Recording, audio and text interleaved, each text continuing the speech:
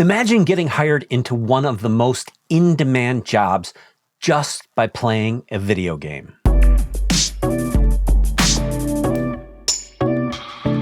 Hey everybody, this is Chris Brandt here with another FUTR podcast. What began as an effort to help those coming out of the military better demonstrate their skills has turned into an entire esports league. Cyber Warrior Network brings Call of Duty style gameplay to the process of developing and evaluating cybersecurity talent. Today, we are talking with Nigel LeBlanc, CEO and founder of Cyber Warrior Network, and he's going to tell us how it all works. Welcome, Nigel. Well, Chris, thank you for having me. Look, I've never had an intro like this. I think you should add like VP of marketing to your list of skills.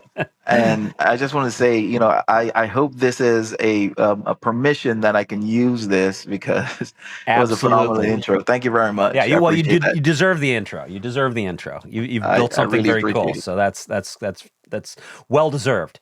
Thank you. So tell me.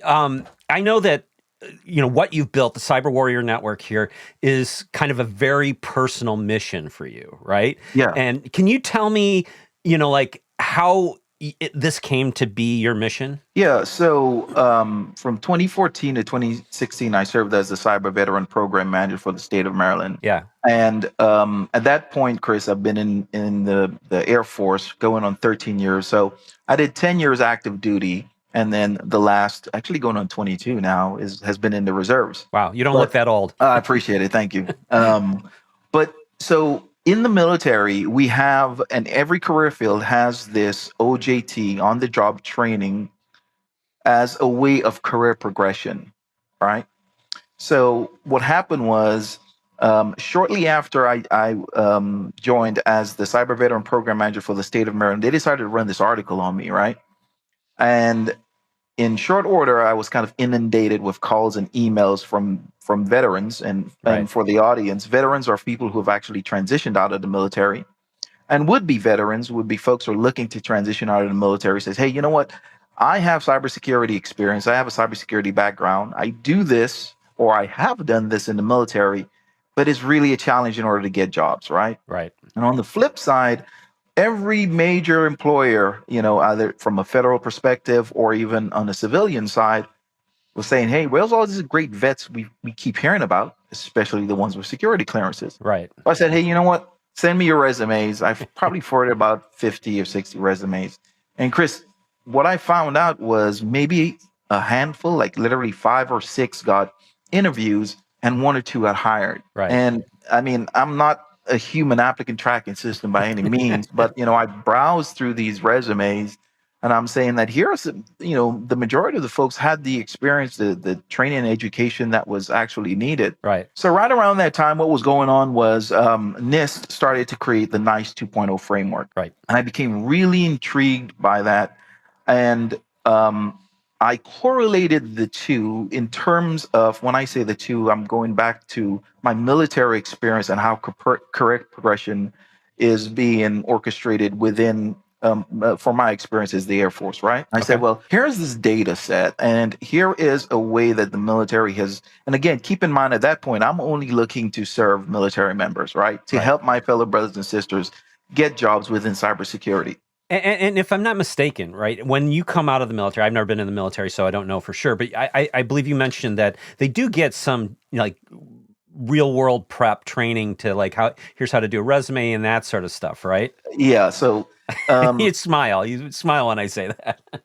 So look, no organization wants to lose great talent, right? And the military wants to retain the best talent, and rightfully so, because number one, we have a huge mission. And then number two, a lot of money and time and effort has been spent into training. So, and that's a whole nother side of the coin that we can talk about. But so the resources that are allocated to folks who have, deciding to transition, it doesn't serve the needs very well in terms of a transitioning member. So, Gotcha. There's not enough prep. And it's really, for the Air Force particularly, it's a week-long session where you have different briefings and say, hey, this is how you can create a resume. But you bring up an interesting and how to build a LinkedIn profile, how to network, and Right. essentially demilitarize yourself as well, right? Right. You You know, gotta get into civilian speak. yes, yes. Although it's incredibly respectful, yes sir, yes ma'am. The corporate environment is driven by personal names, right, and Right. building relationships and brands and all that type of stuff. So, but going back to the fact that you mentioned the resume, right? So let's Right. talk about specifically cybersecurity, folks. You are in terms of, and I say this, the resume is dead, right? So you I want agree. somebody who is sworn to secrecy, literally, top secret clearances, to really put down all of their experiences on a resume, right? Yeah. So there are lots of gaps in there, and the demilitarizing of our acronyms and everything, a lot is lost in translation. So Right. what happened was, going back to NIST, I was part of the military working group in terms of helping identify the actual cybersecurity careers and how that applies to the actual NICE 2.0 framework. So I had this idea like, hey, we can build this algorithm, literally using data science and try to validate hands-on keyboard experience. I know what the military is requiring in terms of career progression within cybersecurity. How do we correlate that into the civilian side? Right. So I was able to build a very rudimentary model of this, right? And Hmm. keep in mind, I'm nowhere saying that I'm a data scientist or anything, but in terms from a conceptual perspective, I was able to show how those skills actually match to the civilian employees that we were working with at that time, and says, okay, oh, all right, I know how these guys can be valuable now. I understand their experience. Good, this is really great. Right. But interestingly enough, what I got was, and this is cool for the military members, there's an extreme shortage, so we can't just fill the gaps with military members. It would be great for you to do this with civilians. So that's kind of what led to me saying, hey, I want to go out and solve this problem. Well, and I'll tell you, because I've hired security people before, and one of the biggest challenges, and for people coming out of the military, you're right, it is very difficult to assess like what their skill level is, because they obviously can't talk about a lot of stuff, but the range is so wide. I mean, you have some of the best and some people who are just starting, right? And Right. it's hard to discern who's who, and really seeing who has the hard skills to be an effective cybersecurity professional is really, really difficult. And that's why I'm really intrigued by what you did with this Cyber Warrior. Can you tell us a little bit about like what Cyber Warrior does and how it all works? Cyber War and Network, our entire thesis is about validating hands-on keyboard experience, Right. right? And what we found was that we took a look at the market, and we did not want to be another job board, did not want to be another military translation tool, and did not want to be another headhunting firm. So it was all about validating hands-on keyboard experience. We said, how can we do this, right? So we found this really cool game, and I said to my co-founder, and he's Army, and so we won't hold that against him, by the way. But You're allowed to he's talk, right? You guys are right. allowed to talk? Yeah, okay. You in Yeah, the same yeah. room and everything?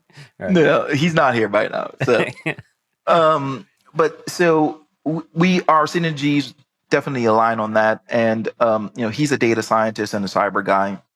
So we decided, well, hey, we're going to take this game, we're going to build this algorithm that can validate the knowledge, skills, and abilities of any player and match them up to any real world job opportunity. And in the background, we've used the NICE 2.0 framework from NIST. We've also used the MITRE ATT&CK framework, and then we can also associate those to the cyber kill chain. Based on all of the feedback that we've gotten was, well, now I can truly see this hands-on keyboard experience be connected to real world skills, right? Because the game, the way that it's structured is that we've taken the notable hacks over the last 10 years, right? And of course fictitious characters and all of that, and Right. then we're able to really do a comprehensive skills gap analysis while you're playing the game. So the person who's using the game, to them it's just a game. They don't know, you win badges and you get points and all of that. So we've positioned ourselves today as the first cybersecurity esports league, Right. and our goal is to accelerate cybersecurity experience, but not just to the point of meeting a standard, be it the NIST standard or a specific job or even certifications, right? Because, we'll talk a little bit more about the technology later, but it's Right. really about validating the level of security or level of skills in cybersecurity, I should say, and then creating a roadmap for you to get to whatever it is in the next step in your career. Well, and I'll say, because I sat down and played it with my son, my 13-year-old son, who's very much into the hacking world. He left for school today with his Flipper Zero. So I'm sure nothing terrible will happen. I won't get a call from school. Right. But he was very intrigued by it, and I gotta say, I was really shocked. I didn't expect the level of gameplay with this that I encountered. It is very like a Call of Duty experience, like you mentioned. Yeah. Can you talk a little bit about like what a game looks like? Once you get into the game, you have to go through the academy, right? So you can have zero cybersecurity experience, or you could be in the industry for 20 years. And it walks you through not only the UI of the game, but it gets you a basic understanding of all the tools that you'll be using. But the really cool thing about it is that you're thrown into a mission right away, right? Right. It's not quite there like incident response or any type of thing like that, but you will continue as you complete the modules within the game, and which also unlocks different tools. You feel like you're completing a really cool mission, right? And you're learning. Right. And then once you graduate from the academy, there are over 70 something missions in there, right? I think it's like 76. And of course, we add more content and more missions. And even inside of those, there are two other functionalities in the game, or two other areas, which also requires you to have already demonstrated the required knowledge, skills, and abilities to unlock those other two. So there's bug bounties, kind of standard bug bounties, but what's really cool on the last section is that we have open world missions. So this is where we can build and design and also deploy custom challenges, right? So if you are an employer or if you're a whatever agency, this gives you a really cool way to find the talent, to test the pedigree of your established networks, because we can mimic any network, right? And then do it covertly but overtly, right? Because if one of the biggest issues that any federal agency has, in terms of classification, right, is again, designing challenges that would expose any type of either be technical skills which is needed to overcome those networks, or even the type of the type of skill sets that they're looking for, right? Right. So the Army did a phenomenally really good challenge where and I think to date, it is the most applied job that anybody has, like the Army has ever put out. So I think it was during a Super Bowl or something. There was running this commercial, but at the very, like within the last 5 seconds, they just zoomed into this computer screen with text being written on the computer screen, right? It was a challenge, right? It was an invitation. Yeah, right? So, and only folks who already had a certain level of skills understood that. And then they went to that website, and then there was another challenge. So you can imagine that really kind of weeded out the level of skills that the Army was looking for, but it was really ingenious, right? So that's the premise of the game. Yeah, I mean, I remember back in World War II, like Bletchley would have like crossword puzzles and things like that to try to recruit encryption experts or people who would become encryption experts. I love that approach in what the Army did, and that was really inspirational to some of the things that we have coming out with some of the content that we're developing in the game. It's a little bit of a Charlie and the Chocolate Factory golden ticket kind of thing. Yeah. The thing, though, that really makes this very cool, and I was really impressed by what you showed me before, is the other side of this, the back end of this, that then takes all this data you're collecting from this gameplay and puts it together in a way that an employer can come in and look at a candidate's skills that they've actually demonstrated, in the world, and map that to different frameworks so that an employer can figure out is this the person I'm looking for? And since you have all this customizability, you can do a lot of cool custom stuff for employers, right? Yeah, yeah. So part of the issue is that, and you and I talked about this briefly, right? Yeah. Um, Employers don't know what they don't know, and just by the fact that there's not enough cybersecurity professionals to serve the market, we're using keywords, and even job postings don't really, can't zero down on the level of skills that they actually need, right? Right. So an analyst one at a hospital is totally different than an analyst one at some financial institution, right? Yes.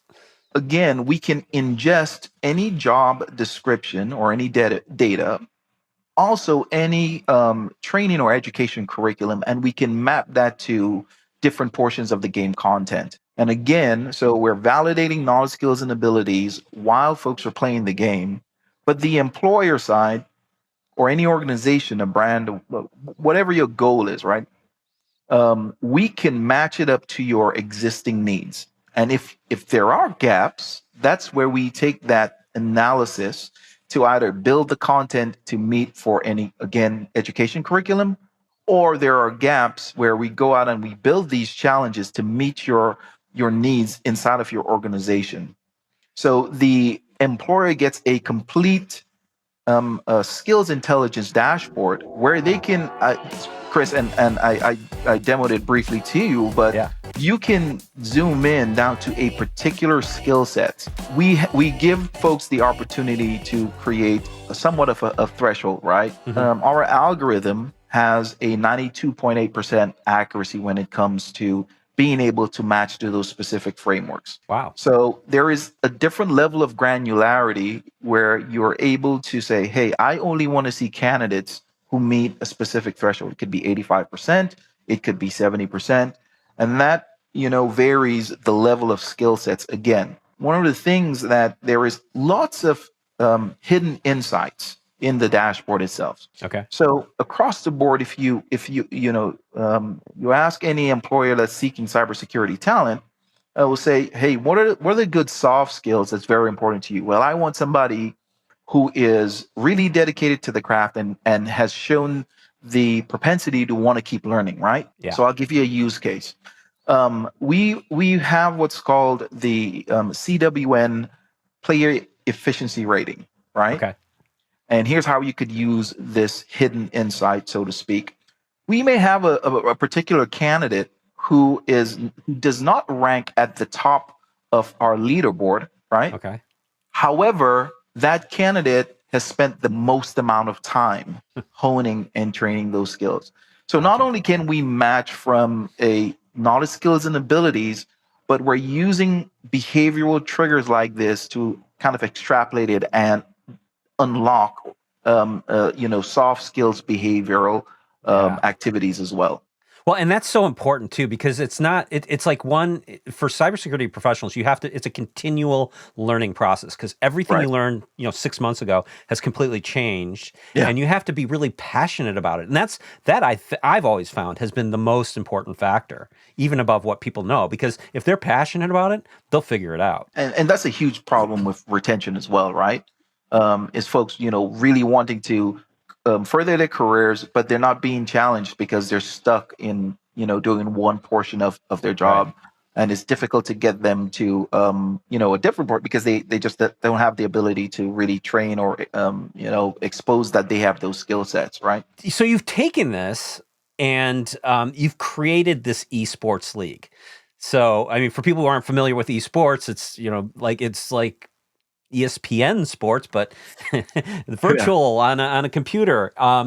And this has actually become huge. I mean, I know that, my daughter's was looking at various colleges, and, a whole bunch of them were touting their esports teams and things like that. It's gotten very competitive, and it's a big market. What is it like running an esports league? It's a roller coaster. It's exciting, but again, we are also, esports is very new, right? Right. Esports really took off after we were all locked inside, right? Yeah. 2020 to 2022. Again, looking at the market, we wanted to do something different, And so we started off at DEF CON. Okay. Being a scrappy startup, we're learning as we're going. I couldn't think of a harder place to launch than DEF CON. I'll tell you a funny story, right? So during DEF CON, the first DEF CON that we did, right? Yeah. Again, it's all virtual at this time, our first one. Probably 2 hours into the tournament, there are two individuals that are at the top of the leaderboard, and they have like 1 million points. So like, okay, Of course here they it do. comes, right? So because of the way that the architecture is structured, the game it's on the individual's machine, but all of the it's separated from both the analytics platform where we're validating skills, and then the leaderboard is completely separated from that. Okay. So I was like, oh my God, they hacked the game, they hacked the code. And so we are going through it, man, just scrubbing through that. But luckily, they only hacked the leaderboard, right? So, and then of course we dealt with it, and we literally made this this really cool prize, right? Hey, you know what? Thank you for showing us this vulnerability, and we want to offer you a prize. And the guy was like, no big deal, just get it handled, right? But interestingly enough, during that tournament, we had already connected with employers, and it was, we were testing the model out. And so what we did was we took the top 25, and they were supposed to do these kind of mock interviews. And if the employer really wanted to, take it further, then they could, right? So we were validating our dashboard and the model and all of that. Yeah. And interestingly enough, man, there was a 14-year-old girl who placed on the top 25. Right? Of course there was. So and again, we don't know who's playing, who the player until we reach out to them, because it's all based on the game handle. We were very intentional about protecting PII. Right. So my CTO and my team comes to me and says, "Hey, Nigel, there's a 14-year-old girl," and I said, "There's no way. Somebody is, somebody's trolling us, right?" Well, lo and behold, she was, 14-year-old girl, but we couldn't connect her with employers. So what we did, Chris, is we featured her on a panel called the Future of Women in Cybersecurity. The next year we're at DEF CON. And for any of the viewers here, please go to our website and check it out. And I'll also send you the link that you can share. I'll include it in the show notes. Phenomenal interview. She held her own. I mean, we're talking about with the CISO of OneLogin and other really notable women in cybersecurity. So we were absolutely floored. Matter of fact, she has a LinkedIn profile, and we kind of coached her how to set that up. So we knew that we were onto something there. There's definite value. And so we've been using that model. And since then, we just graduated in January from a cybersecurity accelerator generator in San Antonio. And now we've already completed pilots with 2 major universities. We're talking with some pretty large school districts. And it's really, really well received by students. Now it's about being able to show how well we can do this for the school districts and the universities themselves.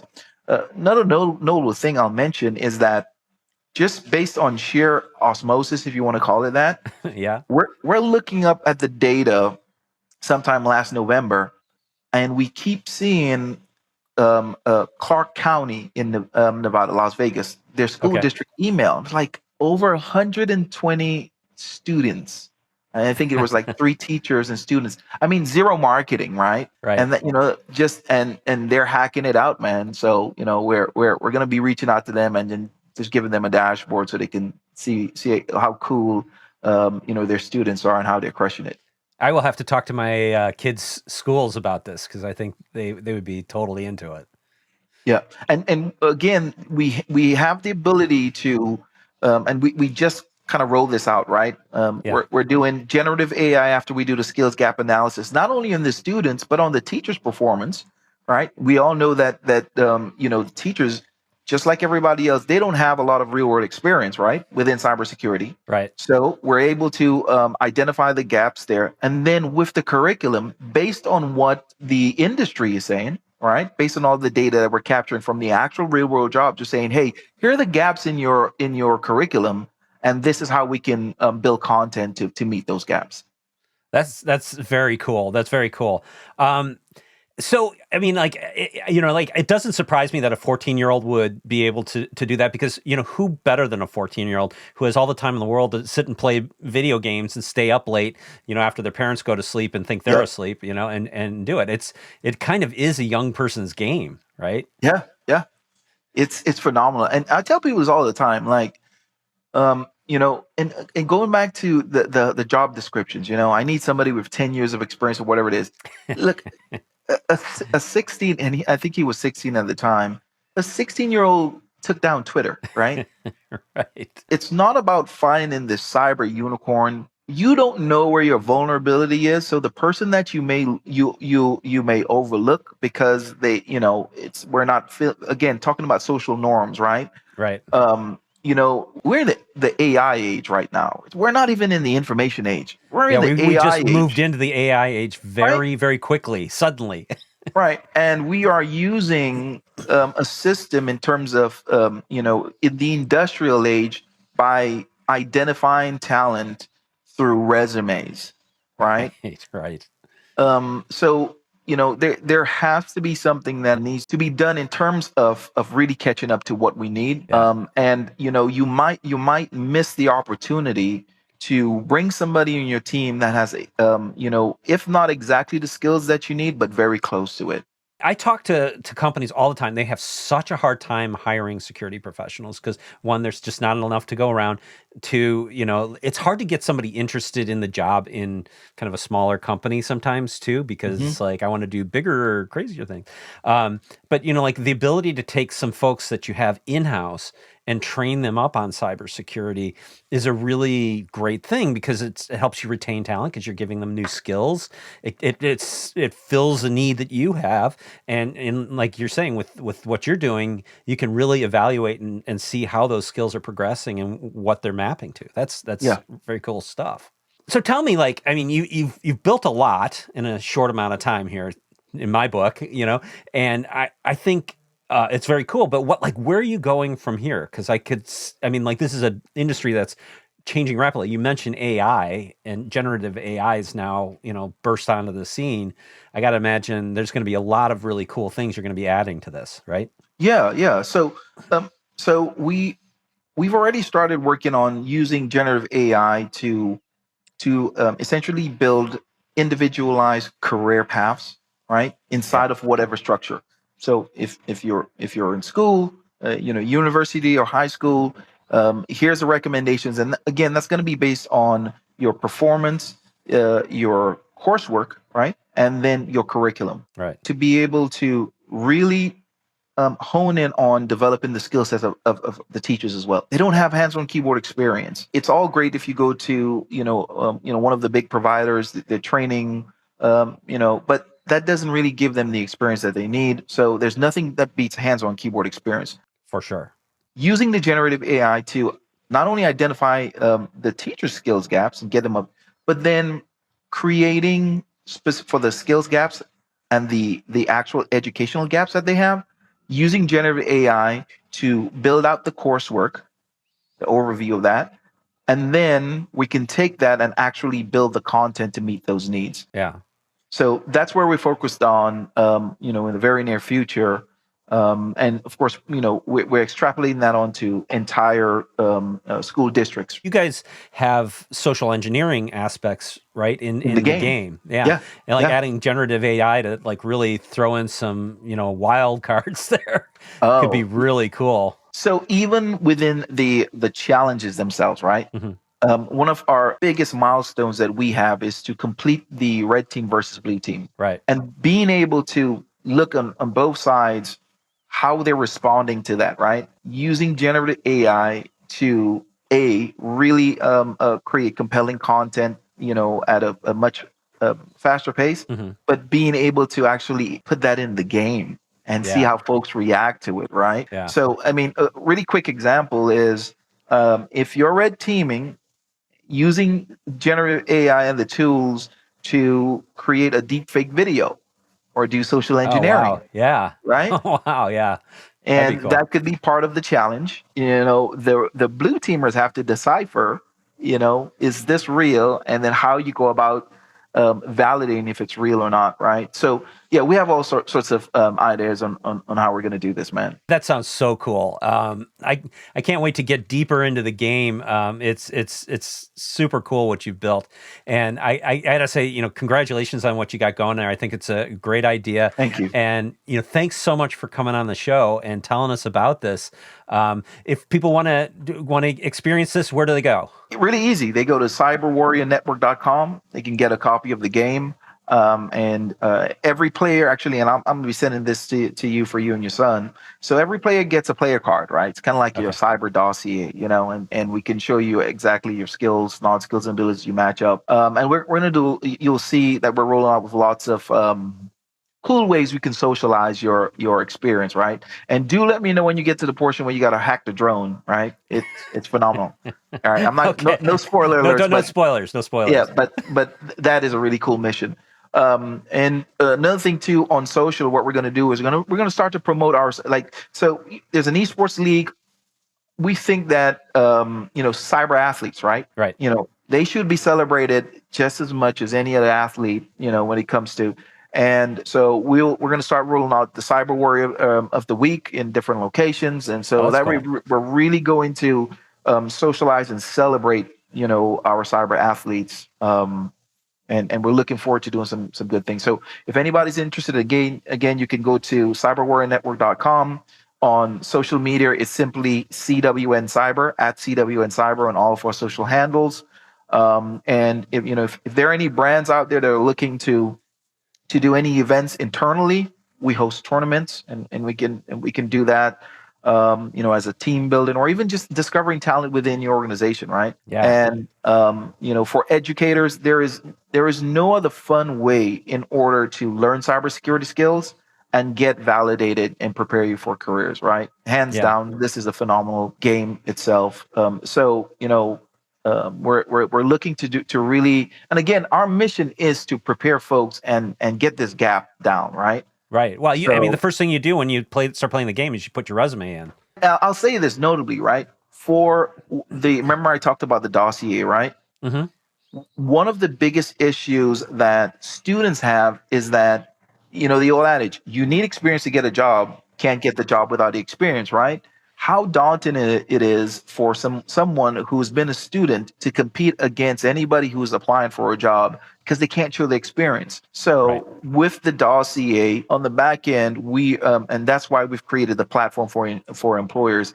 This gives you, the ability to say, here's how my experience correlates to real world incidents, and here's how I stand out from the rest of the applicants. So that's so cool. Well, Nigel, thanks so much for coming on. Really appreciate it. Think what you're doing is super cool, and I can't wait to see where you go with this. Chris, anytime. Thank you for showcasing us, and I love what you're doing. So thank you. Anytime that you want us to come on, we're happy to do that. And I want to know when you and your son get to some really cool parts of the game.